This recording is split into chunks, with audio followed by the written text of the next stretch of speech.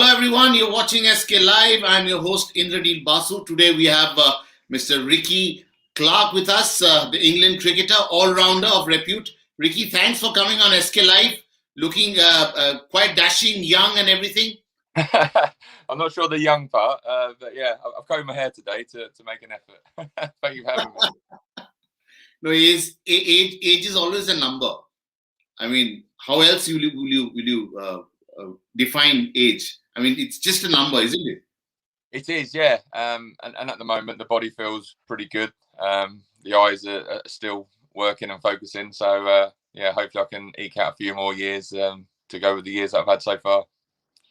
So, were you surprised the way England played the first Test match in Chennai and pushed India out of the game completely? No, not surprised. I think if you look at what England have been doing recently, that was obviously their sixth win away in a row. So they're playing some fantastic cricket. Joe Root is obviously in some amazing form. And you look at the blueprint of how you want to play Test cricket is put big runs on the board and bowl sides out twice. And, you know, I think they'll be sitting in that dressing room after that Test match very proud of themselves. You think toss played an important factor in that game? Well, I think Joe Root turned around and said it himself that it was quite a big factor. But still, you know, regardless of toss, you still have to go out there and get the runs. And I think, what was it, 578 was it, first innings total? That much puts you in a secure position to not lose the game. Definitely, if you're losing the game from there, then something has drastically gone wrong. But to put that on the board, it gives those bowlers then something to bowl at and a bit more freedom and can be a bit more attacking as well. And talking about freedom, the way your friend James Anderson bowled, my God. Well, he's getting better with age, isn't he? Yeah. He's never been someone that's unfit, but if you look at him now, he looks the fittest he's ever been. He looks strong, lean. He's got an amazing rhythm. He showed in Sri Lanka what he could do with the ball there, and obviously exploiting reverse swing in this Test match as well, and just putting it on the money all the time. He's just a class act, isn't he? And all the skill that he has, he's utilising it to the best of his ability. You are probably a year older than him, and you're 39, still playing, going strong, still playing county cricket with so much of authority. Tell me, what's your secret? We'll come to Anderson's secret bit later on. What is your secret? My secret, a lot of rest. Okay.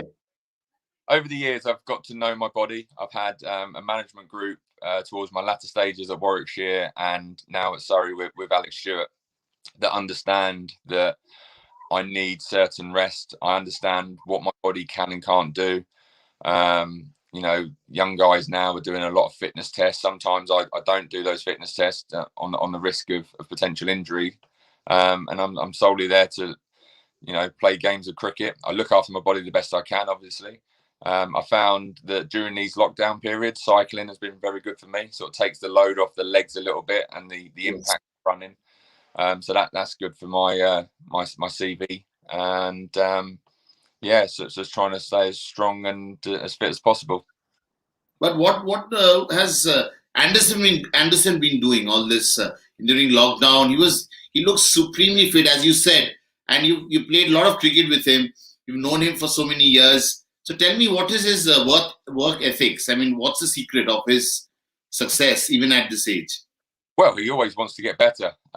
So if that be with his fitness, his bowling skills, everything, he just wants to be the best he can be. And you don't get over 600 Test wickets, you know, by fluke. You have to work at your game. For myself as well, at 39, I'm still learning. If you spoke to him, he'd probably say that he's still learning. You can always learn from younger guys, and to put that into your game is the best thing you can get better. As I said, he looks incredibly strong and fit. His skill, he knows his body, and he knows what skills that he possesses, and he's using them to the best of his ability. And we're seeing him get wickets. When people were saying as well that, you know, away from home, subcontinent conditions, he won't be effective. Well, he's very effective in his first Test, and particularly in Sri Lanka. Absolutely. And can you share some of your memories with him? I mean, you played so much cricket, as I mentioned with him earlier. can you share a few memories of you and Anderson, what you did together on the field? Well, on the field, we always, at a young age, we always just have like a lot of fun. So we went on the England Academy together. He then got picked and went off to the World Cup, and that's pretty much where James Anderson was born. I think he got 2-0 against Pakistan in the World Cup, and we always used to joke because he did like a interview, and someone asked him the best ball he bowled. And he always said, "Oh, the Yorker," and he bowled this beautiful Yorker. I think it was to Mohammed Yusuf, I think it was at the time, and it's a way swinging Yorker. And we always used to joke about how he used to say that the Yorker was his best ball. I'm pretty sure we made our debuts for our counties in the championship at the same time. And we were in the Surrey dressing room. We always used to have a whiteboard that you'd write the opposition names on. And we got to Jimmy and we were like, anyone know James Anderson? Like, no, not really. Sort of thing. Oh, we'll have a look. And Old Trafford used to have the square side on. It's a lot different to it is now because the square's been turned around. And Jimmy was coming into bowl, and Warren Hegg was the keeper for Lancashire, and we were all there side on. We're like, crikey, he's a long way back, sort of thing. Why is he standing that far back? And Jimmy ran in, and he just bowled the speed of light. So people sort of tend to forget that back in the day, Jimmy could bowl generally quickly. And obviously, as he's got older, he's used the skills now. Probably hasn't got the pace of early 90s anymore, but he's using the skills to get his wickets. Absolutely, and he's he's raising the bar every day. He's as good as what he was 10 years ago, isn't it? 100%. And that's credit to him because he just wants to get better. I remember, I think it was roughly maybe about 2004 or 5. I think there was a little bit of a change in his action. I think that caused a back injury, and he sort of went away from what he knew and what worked for him. And then he said himself, right, that's it. I'm going back to what I know. And I think he made a good decision in that sense, because obviously 600 test wickets after, he's still doing it. And I can still see him doing it for a number of years yet. Do you have any idea how long he plans to continue playing at the highest level? I'd imagine he will play until he can't play anymore, and until there's a day where his body potentially says no more, or form and stuff. But at this moment in time, as I said, he looks supreme. Absolutely. And that situation now where you say, well, he can go as long as he wants because the skill's still there. He's still performing, and I can't see him coming out of that side any time soon. Obviously, there's a rotational period with England at this moment in time. So is it a case that he puts his feet up for the next test? Only time will tell when we get to that second test. Rest is a very important factor for fast bowlers to recuperate, to come back fresh, isn't it? I mean, everyone talks about rest. You also talked about how rest is important. So how much of emphasis is given to that factor when you're playing your club games? When you're playing for Surrey, for the other county clubs. There's always a stage. I think with the way sports science and stuff is going now, there's always records of, right, actually you bowled this many overs this week.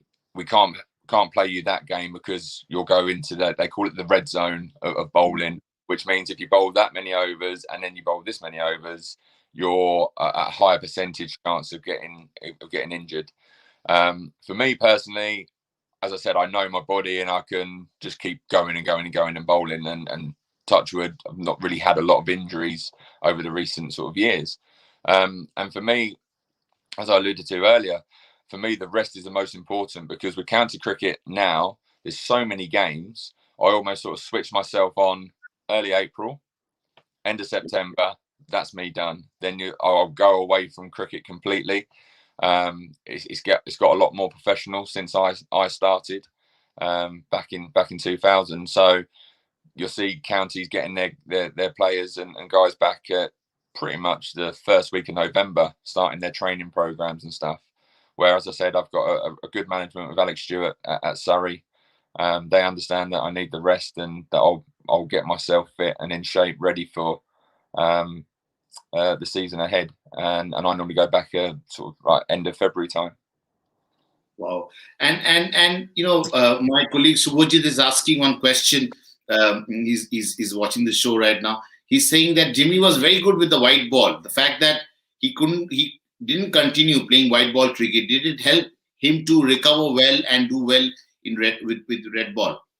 Potentially, I think you'd have to ask Jimmy that. I think the one thing it does is it takes those overs and time in the legs away. It allows him to focus solely on the red ball. I've always found during my career that sometimes when in county cricket you move from red ball then to a white ball game on a Sunday, you then another red ball game, then there'll be a couple of white ball games. It's a completely different kettle of fish with the red ball and the white ball. Red ball, you hold it seam up, it swings beautifully. The white ball, you hold it seam up, and it just does funny things. It's just it's got a minor white ball, and also as well, I think with championship cricket in our county game, you're looking to swing the ball in a nice sort of channel. Where if you do that in white ball cricket, it's deemed as width and you're getting punished. So you always try and go straighter, which means your wrist is then slightly off, and then it's go back to the red ball. Can I get that wrist right again? So it's quite difficult at times. So maybe that's helped him. As I said, with the red ball stuff and bowling as well as he is. You've played on. You've seen so many captains. You've played under so many captains. Is this England team under Joe Root the best we've seen so far from England? Potentially. I think ICC rankings. I think England are fourth at this moment in time. If you go back a few years under Andy Flower and Andrew Strauss, I think it was.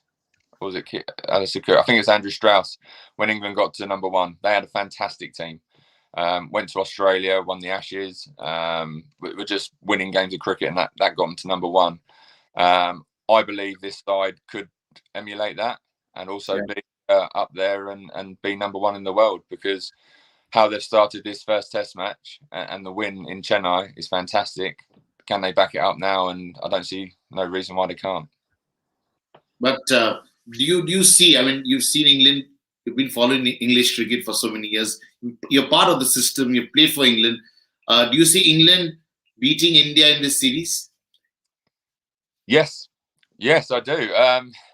I think if you look at it, you have to go on the current sort of form, and you look at the situation that India. I think it was. I think under Kohli, India have lost the last 4 games. I think it was. And as I said earlier, England are 6 wins in a row away from home. So you have to go on the form. England are very confident. I suppose the factor will be that you've got a team with England that have just won this Test match and won it convincingly. There now might be a few changes because of this rotational policy.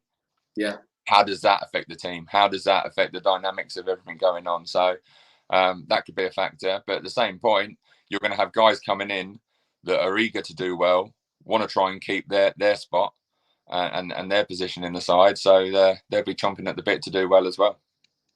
Yeah. And what is this rotation policy? I mean, there's a question mark where Anderson will play the next Test match or not after what he did, and you have Stuart Broad warming the bench. So is it working? Are the players happy with this kind of rotation? Because if someone is getting runs, someone is taking wickets, no one likes to be benched. That's true. I don't know. I think it would be a case of they would have all sat down and said, look, this is where we're going with it. This is the reasons why. And I suppose, you've got professional guys in there that will respect the decision. They might not like it because, like anything, I know from my point of view, if I was Stuart Broad, I want to be playing every game. Just like Jimmy Anderson, the first one in Sri Lanka, he wanted to be playing. But on the flip side of that, if I was a coach, does it allow people to rest up well? Because there's so much cricket, does it allow them to rest up well? So then you've got a fully fit Stuart Broad and James Anderson in one Test match, rest them for one, and then they go again. Because definitely in the cricket so far, when you have back-to-back games, it is tough. And obviously your energy levels, regardless how fit you are, your energy levels are going to be slightly down.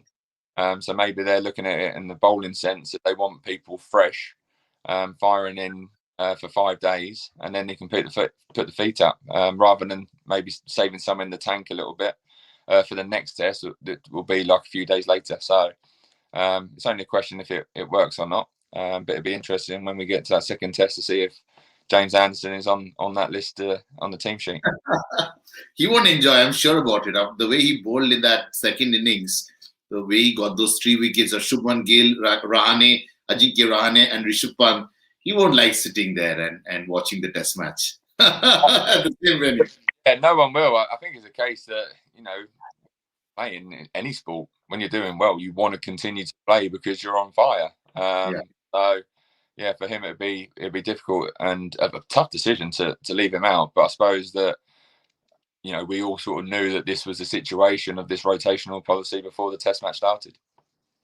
So tomorrow, if there is an Ashes test match happening, so where do you see England in that? Where are we playing? Is it Ashes in England or in Australia? Wherever. I mean, England is one team which is proving that, they can go all over the world and win test matches, which is very important. Reminds us of 70s and 80s of the West Indies, the mighty West Indies. They would go anywhere in the world and beat any side. So England are trying, at least, they're winning test matches. They're creating a lot of excitement on the field. That's important. So if they're playing in Australia, England, they're playing Ashes in Australia or England, what is your take? The take on it would be closer if it is in Australia, and I think England would win in England. But if I had to just say generic, a flat out who would win in both conditions, I would go England. Only on the sole fact that I think they just tick all the boxes. They've got an incredible batting lineup. As you've seen, the big score they've put on in this first test in Chennai. I think it's an adaptable batting lineup that can bat and do well in all conditions. So obviously potential quicker wickets in Australia. I think they can cope with that. They're probably getting used to facing quick bowling with people like Wood and Archer that will be bowling at them in the nets. I don't think that was always the case of previous England sides. So when Mitchell Johnson was steaming in Australia, it's something you don't really see a lot of. But obviously there's some quick bowlers now in that England setup that will get them prepared for that.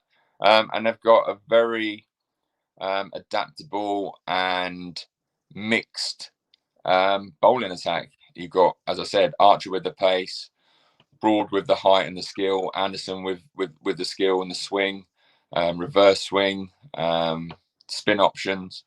I think you're covering off all bases really. So I'd say England, and the way they're playing at the moment, would potentially win that.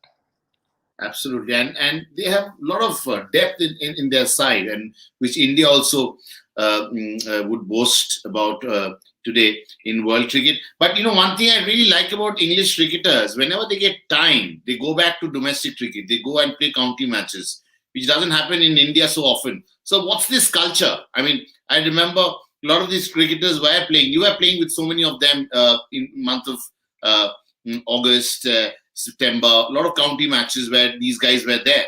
All the current test cricketers were playing with you, right? From Ben Stokes too. So tell me this culture, which we don't see Indian cricketers playing a lot of domestic cricket. How does it help the system? Well, it helps the system because it's making the competition stronger. So, you want your domestic game to be as strong as possible. And when you're getting world-class England players back, that's only going to make it stronger. A lot of the time, because of the cricket, as I mentioned, there's a lot of cricket in our season. So it's an opportunity for them to and get some, not practice, but get some game time, I suppose, before maybe joining up for a test series in England. But it's an opportunity as well that sometimes they need to rest, sometimes they need to play. I think with the central contracts that have been in over the number of years now, I think that was crucial for players, because you used to see guys coming back all the time and they're playing county cricket, then they're going off and playing for the test team and stuff, and that's a lot of cricket. Where now with the central contracts, England will look after them and say, right, actually, you're having your feet up for 5 days. You're not going to go and play for your county because we need you firing for the test match that starts at Lords on May or whatever, and we need you fresh. So do a bit of training, and they can look after them that way. Where before the counties were paying the salaries and saying, well, look, we need you, we're paying you, you're coming to play. And that goes back, I suppose, to this rotational policy that we're seeing at this moment in time, that you're having guys that are 100% fresh and full of energy, ready to go. I don't remember last time Virat Kohli played a domestic match in India. I actually it's Yeah. been, yeah. I mean, they don't go. I mean, it's which is a little surprising because that really improves that level of competition when you have the star players playing these domestic games, which happens in England so often.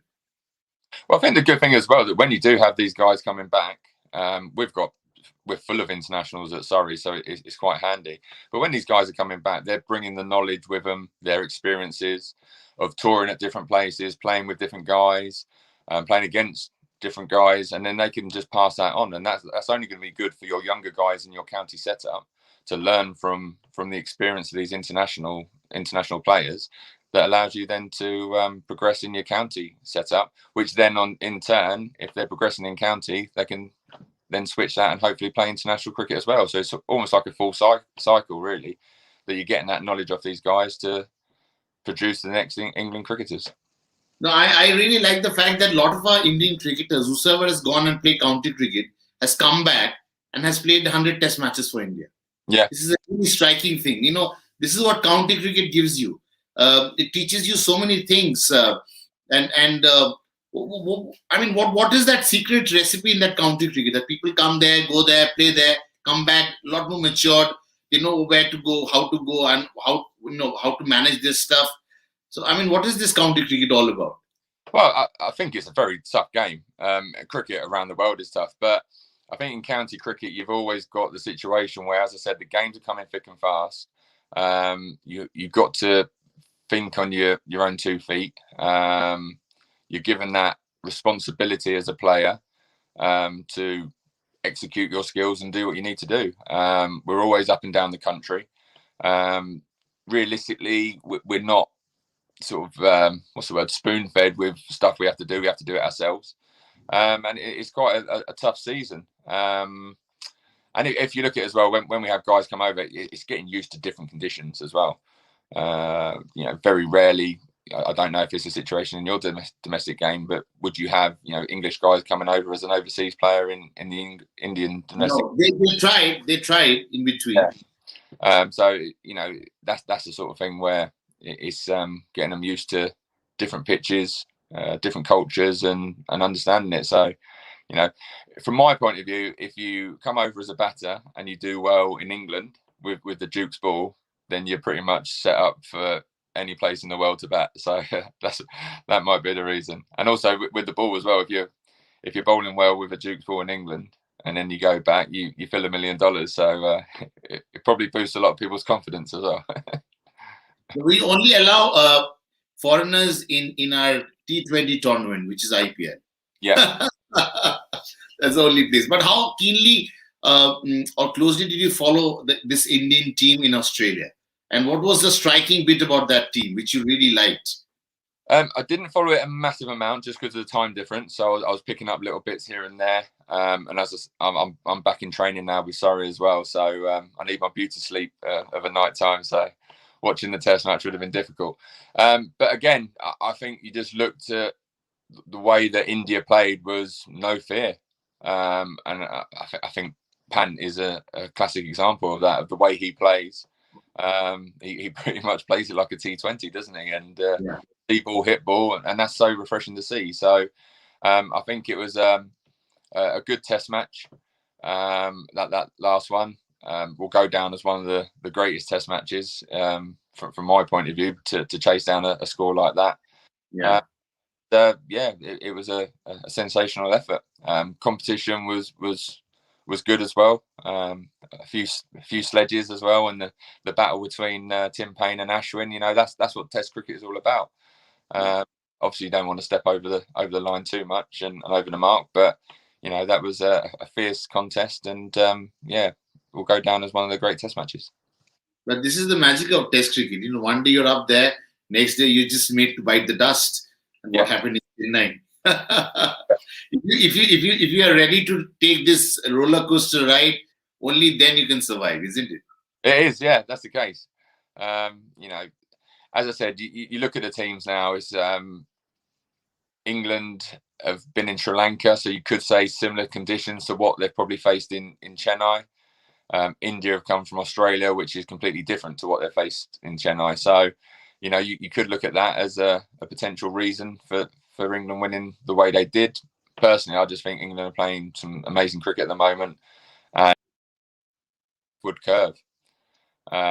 So being on that upward curve and playing some amazing cricket. So India will bounce back pretty much. They always do. So it's leaving us in a good position in these next 3 test matches and to see where the series ends up. Absolutely. And talking about the ups and downs, I remember when you were playing for England, there was Freddie Flintoff. He was the number one all-rounder for him. I mean, he being there really stopped your chances of playing for England for a long time. But if you look at Freddie and you see Ben Stokes right now, so is he bigger than Freddie? I mean, how do you see Ben Stokes, Freddie Flintoff? If you talk about the quality all-rounders England have seen. You want me to pick one? Yeah. Oh God, I don't think I can pick one. And without sitting on the fence, I will say different eras is a factor. So, for example, Freddie was always compared to Ian Botham, where Ian Botham in that era was an incredible all-rounder for England and will always be in that era. Freddie Flintoff in his era was an incredible all-rounder in his era, and now we're seeing Ben Stokes. So to compare all 3 of them or Freddie and Stokesy together, it's quite tough. What I will say is that Ben Stokes is an incredible all-rounder. He has all the attributes in terms of pace, skill. He's got all the shots with the bat. He's a competitor. He's a leader. And from my point of view, if you look at 2005, the Ashes with England and Freddie Flintoff, you're looking at Ben Stokes being that sort of same caliber of player. Because as we saw in the Ashes with Ben Stokes, to play a knock like that and get England over the line to win that Test match at Headingley is incredible. And that goes down as, it used to be Botham's Ashes 1981, Freddie's 2005, and then Stokesy's recent time. So fantastic cricketers. Can I pick one? I'm going to sit on the fence and say no, I can't, because and also national treasures. You look at Andrew Flintoff. He related to every man on the street sort of thing, and I think Stokesy's very similar with that as well. So just incredible personalities and someone you definitely want in your team and on your side. So how was it? I mean, when selectors, of course, gave a lot of backing to Freddie Flintoff playing for India, backing him, and when he was injured, you were roped into the side. Then when he went out, I mean, how did you keep yourself motivated? All that phase of your career. You're young. You made your debut as young as 21, yes. and getting a wicket of your first ball in international cricket while playing on ODI, right? Yes, that was so. How do you keep yourself motivated those times? I think sometimes when you're that young, you're just happy to be in that environment. I was playing with some fantastic cricketers, and pretty much world stars, and just learning off them is such a fantastic experience for me. Keep myself motivated. It was a case of trying to do your best, and if you got the nod to play, do the best you can to try and stay in the side. I would have liked to play more for England. It didn't materialise for whatever reason, but maybe that was just the way my career was meant to go. And unfortunately, I didn't play as much as I would have liked. Yeah, I mean, this is how it is. One day you're right up there, next day, like Indian team. This is a classic case how life can treat you, and you have to be ready for it. But coming to our fast bowler from England, Jofra Archer. The other day, one of our former fast bowlers, Ashish Nehra, said he's world's most skillful fast bowler we have right now. So what are your thoughts? Well, he's definitely skillful. He'll be up there as the world's most skillful bowler, in my opinion, as well. I would never look away from Jimmy Anderson when it comes to skill, in my point. He has it. He has it all, Jimmy. But I tell you, with Jofra, he's got that situation where his action and his wrist doesn't change. So on decent surfaces where he can push people back, he has a surprise bumper, and there's no sort of cues or triggers for the batter. Where sometimes you can see a bowler will dip his head down a little bit, or the left arm will come away, and you think, right, here comes the bouncer. Where it's just all wrist, a real strong wrist from him. He's got incredible pace, and you have faced him, right, in recent days. Yeah. So we played the T20 against him a couple of seasons ago, and it was down at Hove, and yeah, he bowled fast. It's not what you really want when you're a little bit older, but yeah, he's fast. The skill, as you said, the skills that he has and possesses in all cricket, really, and when you look at that World Cup, he ran in and he had the skill in the World Cup in that super over, nailing his Yorkers. Could obviously have a bumper as well, slower ball bouncers. He has the lot, really. So yeah, I definitely agree that he's up there as one of the world's most skillful bowlers. But for me, the most would be Jimmy Anderson. So there's also a thought process which says that if this England team, the entire batting is revolving around Joe Root and Ben Stokes. You can get them early, and Butler, of course, played the last test. Probably he'll not be playing the second test match because of the rotation policy. So you get them early, and the entire England batting could be taken care of. Is it like that? And is it like everyone is as good as is capable, talented, and can really make that difference? Yes, on the factor that they wouldn't be there. So they've done it at domestic level. They've earned the right to get their selection in the test team or in the test squad. You can only look at, for example, Sri Lanka. Dan Lawrence came in, and I think, did he get 70 or 80 in his first test knock? Yeah. So he's got the character to get runs. Dom Sibley in this last test match, I think he got 80 odd. Yes, he was brilliant. Ollie Pope can score runs. I'd imagine I think this rotational where Joss Butler might be flying home now. I think the chat is. So Ben Folkes will probably come into that. He can score runs. He got 100 on his test debut in Sri Lanka. Yeah. So all these guys can definitely score runs. At this moment in time, though, you're looking at Joe Root. His form is fantastic, and obviously he will be the prize wicket because of the form he's in. Ben Stokes will also be a prize wicket because the way he takes the game to sides and how he can sort of switch it on the head a little bit and turn it in your favour with the way he plays. So they're always going to be the prize wickets, and sometimes that can be detrimental to a bowling unit if they just focus on a couple of guys, because then the guys they don't focus on just go about their merry way and just tick over their runs as they go, and next thing you know they've got 80, 90, 100. And so you look at it, it'll be a situation where England, if they did lose Joe Root early, I think they've got a batting lineup that can still post a decent total. Absolutely, they can, and they've shown what they can do. A team flying high after a high in Australia. I mean, the way they pushed this team, the Indian team.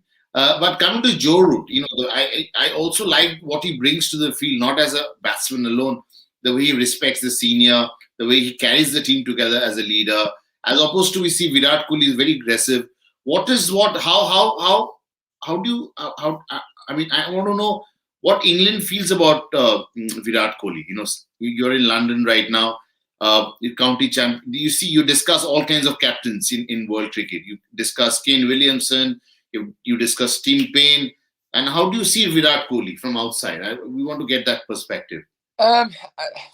Very rarely do you, maybe the odd sort of conversation about people and their captaincies, but normally you look at them as the player.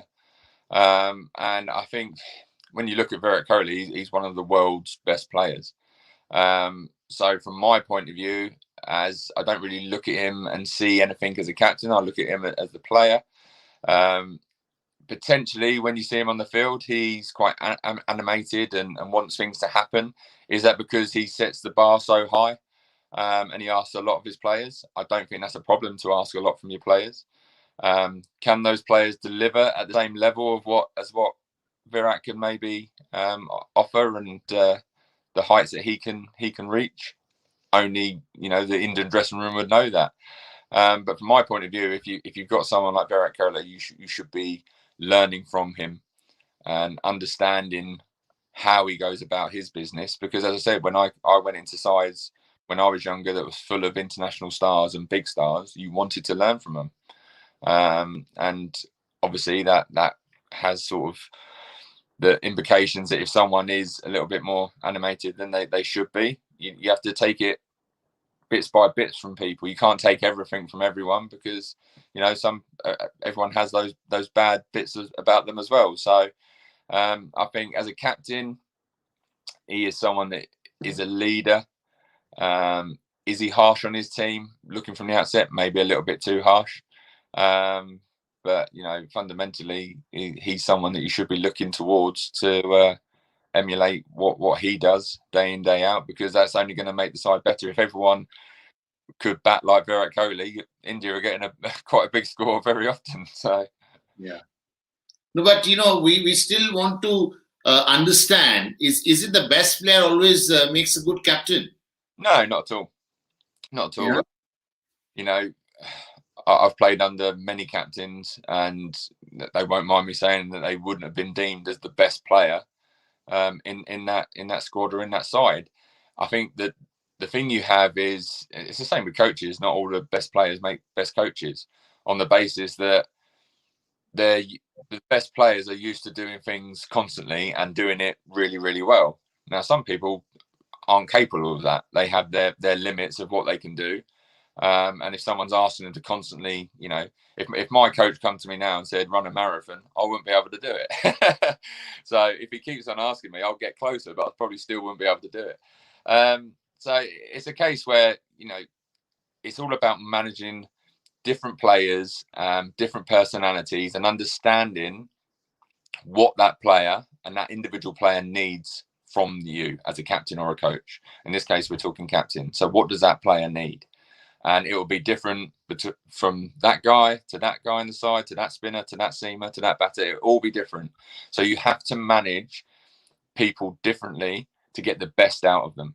You can't manage the next 10 guys exactly the same way, because you won't have the buy-in from them, because they're potentially not capable of doing certain things. So I think it's definitely a case that man management is very crucial in captaining sides.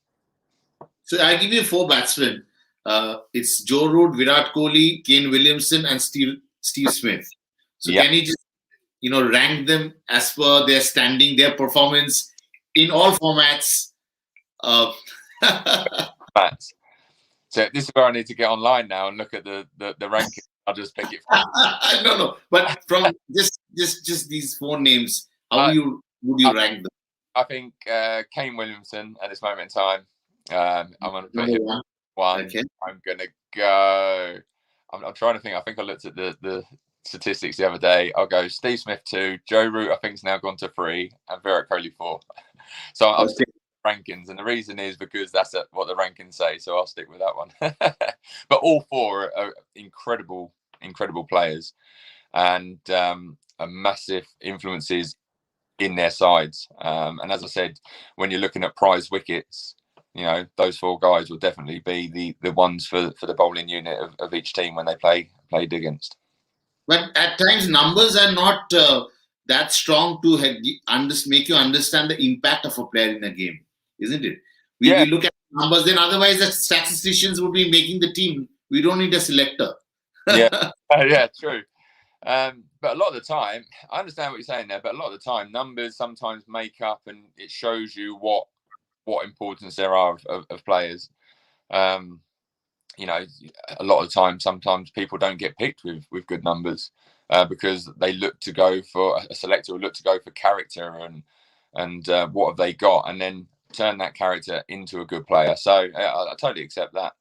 But obviously, these guys' numbers are all pretty special, so that's probably why they're up there with their high averages and plenty of runs. Absolutely. And who would be your top 5 fast bowlers that you've seen, you played against? Right. I, I'm Yeah, going you've Jimmy seen them. number one. Yeah, Jimmy Anderson. Yeah. Yeah, Jimmy Anderson number one for me, just because the wickets that he's got, the skill that he has. I know we've said age is just a And number. he's your friend also. He's a good lad. Yeah. Yeah, for me, you can't look past him really. And I think you could ask anyone in the world, and I think if you're talking fast bowlers, I think Jimmy will be right up there in a lot of people's top fives because, again, going back to the stat situation, over 600 Test wickets, you can't look past that.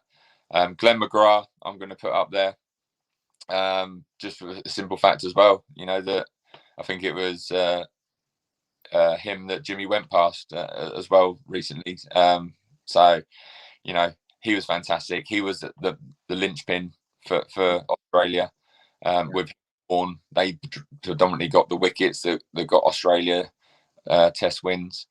So I think I'd look at Glenn McGrath in that sense.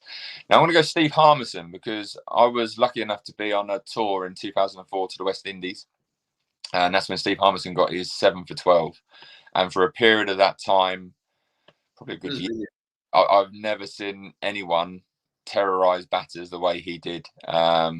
Pace, bounce, rhythm looked effortless. It didn't even look like he was trying, and he was just bowling the speed of light and just incredible to see and incredible to witness. The only unfortunate thing about that tour is I had to face him a couple of times in the nets, which was quite daunting. So I know I wouldn't be playing any Test matches because I was getting knocked over every ball by him.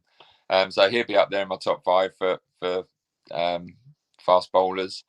I've got Martin Bicknell. Now, many people maybe not know Martin Bicknell that well, but he played from the age of 16, probably up until his late 30s for Surrey. Played, I think, only 2 or 3 times for England. Should have played a lot more. He got over 1,000 wickets in first class cricket for Surrey, and you could literally put a £1 on a length and he would pretty much hit it 6 times out of 6. Amazing skill, could move the ball both ways, no real pace, but amazing skill. And then another one for me, again, so skillful, had pace when he was younger, but then kept that skill, similar to Jimmy, kept that skill when he got a little bit older, was Zahir Khan. So I was lucky enough to play with him at Surrey. Skill that he had as well, left arm, could push it away from right handers, could then bring it back. Bouncer was always on the money, incredibly skillful. So for me, those top 5 teamers would be a decent attack. That yeah, Very decent. as Decent. a fielding side, you're putting your feet up a lot, and yeah. So No, yeah, we have a viewer, Vansh. She's asking to name fielders who are better than you. better than a lot. A lot of people are better than me. But I've heard a lot about your fielding skills. Yeah. You're very sharp. You're amazing, and that's why you're still 39, going strong at county championship, playing against the top cricketers, even at this age. So you're also defining a lot of things, redefining. I've enjoyed fielding. I think that's the main sort of focus for me is you have to enjoy what you're doing. And I've always made fielding a part of my game where, I enjoy it and I want to get better at it. And again, as I said earlier on, with Jimmy being his age, he's always learning. I'm at this age, always learning. So fielding was a massive factor for me to keep learning, work on your game, and try and get better and keep progressing and getting better day by day. So, I mean, a lot of youngsters and a lot of youngsters who get to cricket clinics to learn the game, they're allergic when the coaches tell them you have to go out and field. So, what do you tell, Rikki, to those youngsters, to those people who are like really completely, they have a total apathy towards fielding in practice? Well, yeah, but To that's make it entertaining. yeah. From my point of view, fielding is a massive importance in team selection as well. So, if you've got a couple of batters that are sort of fighting for one spot, and the coach is going to go, right, we're actually pretty similar with the batting statistics. This guy can't field, doesn't really show any interest when fielding, but this guy's a wonder fielder. He could maybe take a wonder catch that changes the game for us, or he might get that run out because he's quick. He has loads of energy, you know. So sometimes it's a selection policy thing as well from coaches, that, you know, to the extent that if a batter just bats, but then they've got a batter with similar sort of stats or doing okay, but one of the batters offers a few overs of off spin or a little bit of seam, you know, it acts as a selection policy thing for people. So with fielding, you have to enjoy it. There's no better way that if you want to get off the field, because, you know, standing in the field all day can't be that enjoyable. I find it quite enjoyable, but a lot of people don't find it that enjoyable. So there's no way better to get off the field than taking an amazing catch or getting a run out to help the bowlers out. You have no other choice. If you are there, you have to feel well. Yeah, exactly. And probably that's the thing which keeps you going even at this age. You're feeling so well. No one can push you out of the playing 11. Well, exactly. That's what I mean. If you're helping the bowling sides out a little bit and getting some runs and getting wickets, but then the fielding side of it, you're helping as well. You know, you're going to be first on that team sheet. Absolutely. Before we let you go, we have Vansh asking, tell us your memories with Srishant at Warwickshire in 2009. With who? Sorry, with Warwickshire. Your memories with Srishant, Srishant, the medium pacer from India. Ah, Sri, yes. Character, absolute character. Again, amazing skill. I remember we played a game at Scarborough against Yorkshire, and Jack Rudolph was batting, and hopefully Jack won't mind me saying this, but Sri was at the top of his mark, and he shouts down at Jack Rudolph, "I always get you, Jack. I always get you at slip," like that. And the next ball, literally, he run in and he nicked him off at slip. It was absolutely priceless. He goes, "I told you, I always get you." So, no, amazing character. He had an incredibly long run up. I don't think the captain and coach were too happy with his run up, because the over rate was hard to keep on track of. But amazing character and very skillful bowler. You know, how far is it true that when you a night before an important match, if a bowler would tell himself that I'm going to go and get 5 wickets, actually 90% of the times it happens like that. Is it true? You've played so many matches. I don't know. I've never done it, but I might try. But if you're doing that every night, then yeah, I might try it this season. I could be on a test tour at the end of the summer.